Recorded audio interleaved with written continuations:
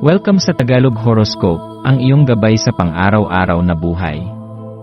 Hatid namin ang pinakadetalyadong horoscope na magsisilbing gabay mo sa pera, trabaho, pag-ibig, kalusugan, at swerte.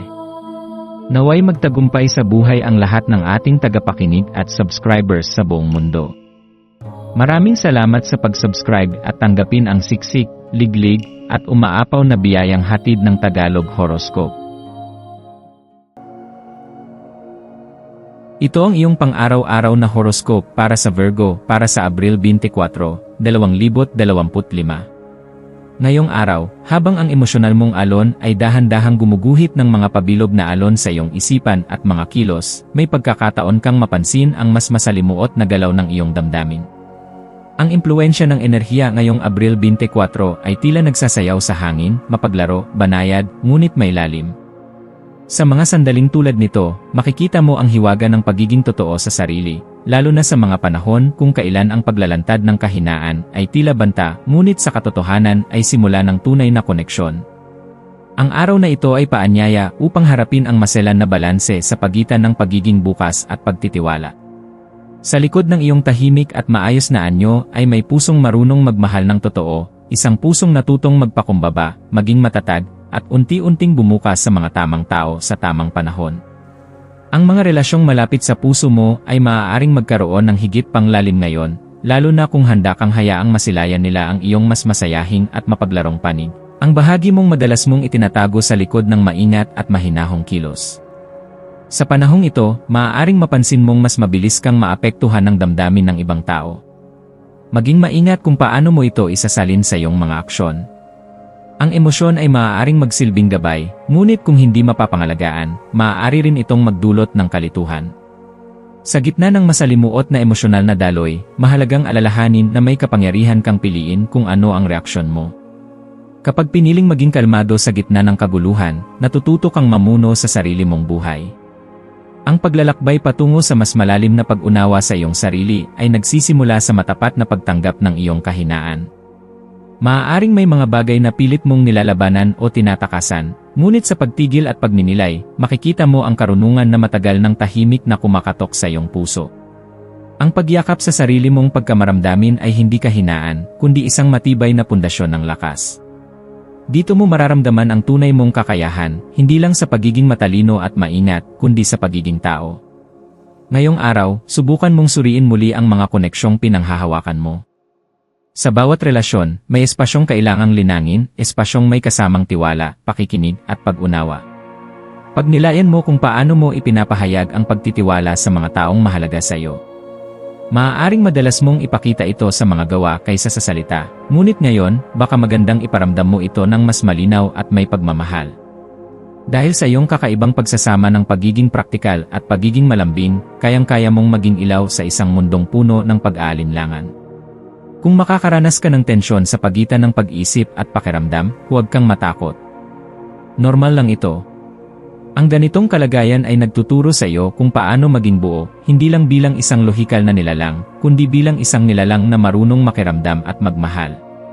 Ang ganitong balanse ay makakamit sa pamamagitan ng pagtanggap. Hindi mo kailangang piliin kung puso ba o isipan. Ang tunay na ginhawa ay nasa gitna ng dalawang iyon, sa kakayahang pakinggan ang sarili at kumilos ng may kabuuang pag-unawa. Ngayong araw, ang mga aspeto ng iyong buhay na may kaugnayan sa emosyon, relasyon, at tiwala ay lalong magiging sentro. Maaaring may mga hamon na susubok sa iyong kakayahang magbukas ng damdamin, ngunit bawat hamon ay may dalang biyaya. Maaaring ito na ang pagkakataon mong mapalalim ang koneksyon sa isang taong mahalaga sa iyo o mapagtanto mo kung sino talaga ang karapat-dapat sa iyong tiwala. Huwag mong katakutan ang pagiging tapat sa nararamdaman mo kahit pa ito ay hindi madaling sabihin. Sa totoo lang, doon mo mahahanap ang tunay mong kalayaan. Maswerteng kulay mo ngayong araw ay puting perlas na sumisimbolo ng kalinawan ng isipan at kadalisayan ng damdamin. Ang mga numerong magdadala ng kaswertehan sa iyo ay 22, 7 at 16. Ang maswerteng gawain mo ay ang pagsusulat ng mga damdaming hindi mo masabi, maging ito man ay sa isang lihim na journal o liham para sa isang mahal sa buhay. Ang ganitong aktibidad ay makatutulong sa iyo upang linisin ang iyong emosyon at mas mapakinggan ang sarili mong boses. Bilang gabay, alalahanin na hindi mo kailangang kontrolin ang lahat ng bagay. Minsan, mas mainam na hayaang umagos ang damdamin, basta't alam mo kung kailan ito papayapang titigilan. Ang karunungan ay hindi lang nakukuha sa mga libro o lohika, kundi sa mga damdaming hinayaan mong dumaan, umikot, at sa huli unti-unting humupa. Kaya ngayong araw, hayaang magsilbing guro ang iyong puso. Hayaan mo itong magsalita, makinig ka ng buo, at irespeto ang bawat pintig nito. Sa pagtatapos ng araw, mararamdaman mong may bahagi kang naging mas malinaw, mas malapit sa sarili, at mas bukas sa mundo. Ang bawat emosyon, kahit pa masakit o magulo, ay may layuning linisin ang landas patungo sa mas malalim na pagkatao. Huwag kang matakot sa mga sandaling may luha o katahimikan, dahil sa mga ito, ang iyong kabuuan ay mas nagiging buo. Tandaan, ang tunay na kagandahan ay nasa taong marunong magmahal kahit sa gitna ng takot at pagdududa.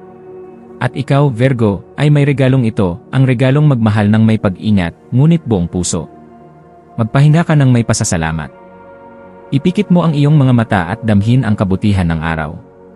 Sa bawat buntong hininga, ay para bang tinatanggal mo ang bigat ng alinlangan, at pinapalitan ito ng pag-asa. Bukas ay panibagong araw, ngunit ang lakas na nadiskubre mo ngayon ay magsisilbing ilaw sa iyong daraanan. Maging mapagkumbaba, maging totoo, at higit sa lahat, manatiling tapat sa sarili.